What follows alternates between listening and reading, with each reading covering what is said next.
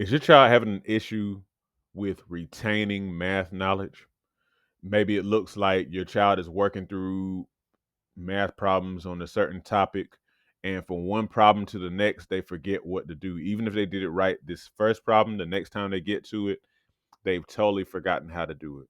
If your child is experiencing these points where they get like the blank slate, where they totally forget how to do math problems that they knew how to do, this video is for you. I'm going to tell you what I've learned on the tutoring side, because I have definitely seen that. What I've learned helps. I'm going to talk about that. Um, and yeah, I believe it's going to be helpful for you. So let's go ahead and get into it. So the first thing I want to say before I really get into the tips is this: understanding is usually not an issue. In other words, usually the student doesn't necessarily have an issue with understanding the concept of the math. Like they know what the math means, they know how to do it. It's just the retention that is the issue.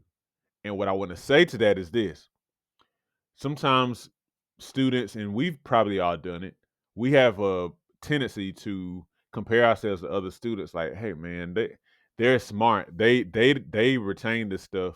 The thing is there are different needs out there. One student may see the concept once, twice, and then grab onto it. Another student may see it and they might have to go through it a few times or look at it a different way. That's fine. We have individual needs. No two students are alike. And you have to understand it's just the nature of how things are. And the quicker that we can accept that we all don't learn the same, the quicker we can actually get, toward or in a direction or in a place rather, where we are able to get understanding the way we get understanding. Okay. So no two students are alike.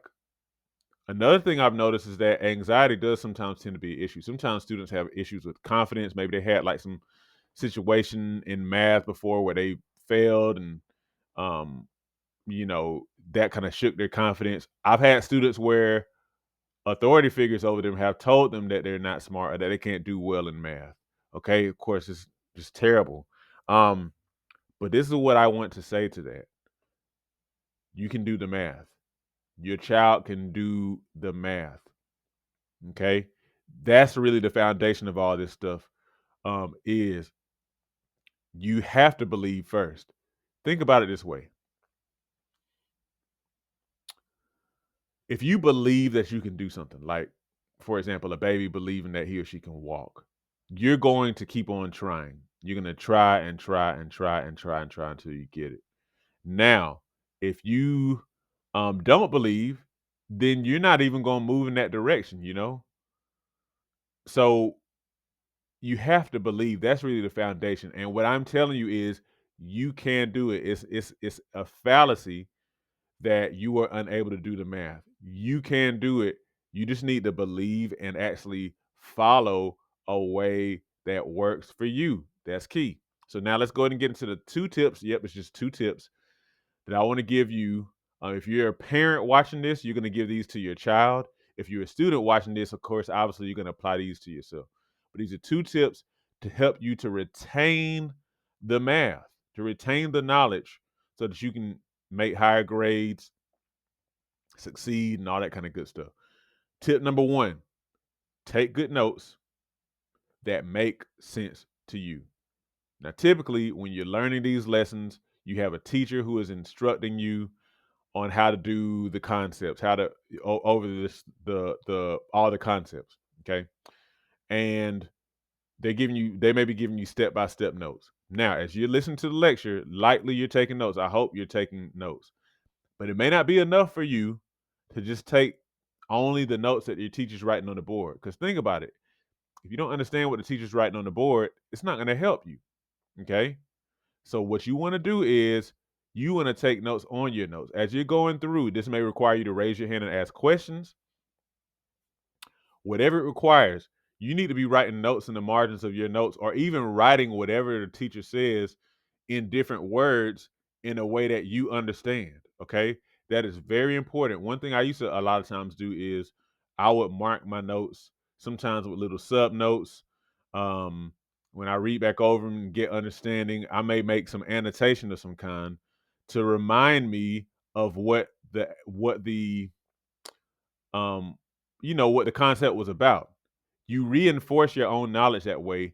You make it digestible for you. And that is very important. Again, now if you're not taking notes at all, you need to start taking notes. Start off with taking whatever notes your teacher gives you. But then, aside from that, you want to make absolutely sure that your notes are understandable in a way that you understand. Okay. Now, the second thing that you want to do, tip number 2, is you want to use these notes repeatedly to solve math problems. Literally, you're going to have notes. If they're good notes, they're going to be step by step. You're going to understand everything that they say, and you should be able to go through a math problem using each of the steps. One issue that I see a lot of times is that some students may have notes, but they never ever refer to them. Big mistake. Refer back to your notes. And if you're having retention issues, it's even more important, because what I see is somebody may have an issue with retaining the knowledge, but even when they're doing their homework, they never refer back to their notes. So you don't want to do that. You want to go through many, many times, working a problem, going through your notes, doing it at the same time, okay? Again and again until you actually have retained the concepts. This might be a lot of times. Sometimes just the homework that you're assigned isn't enough. Sometimes you got to do the extra problems in the book. You may have a tutor like Math Swap or some other organization. They may have problems to give to you. You want to do those.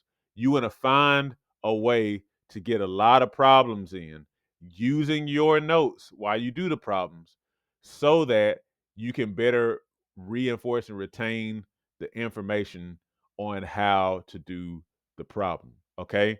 Now, especially when I say extra problems, a lot of students don't necessarily want to do extra problems. I was one of those students a lot of the time. I didn't want to do extra problems. I just didn't feel like it. But it's worth it, y'all.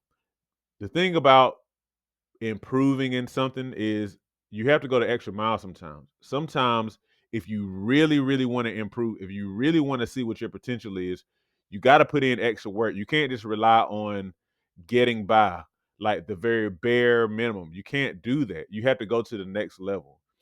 Okay. Just like you would if you were playing basketball and you want to be a better center or power forward or something like that. And you would go and you would just shoot baskets and practice all your drills and stuff like that at practice. You would also practice at home. You may practice at the park or whatever, or at a friend's house who has a basketball court. You may do these things on your own. Same thing goes for math, okay? So to reiterate, you want to make sure you take good notes that make sense to you. And then you also want to refer back to your notes. Use your notes repeatedly to solve math problems. Don't just let those notes sit in the notebook, because otherwise all you did was practice handwriting, okay? Let me know if these steps are helpful for you. Make sure you share with a friend, and have a good day. Hey, thank you for watching this video. If you need math tutoring or you need SAT math help, look in the description to find out how you can sign up today. Also, don't forget to like, share, and subscribe so you stay in touch with Math Swap Tutoring on YouTube. Have a good one.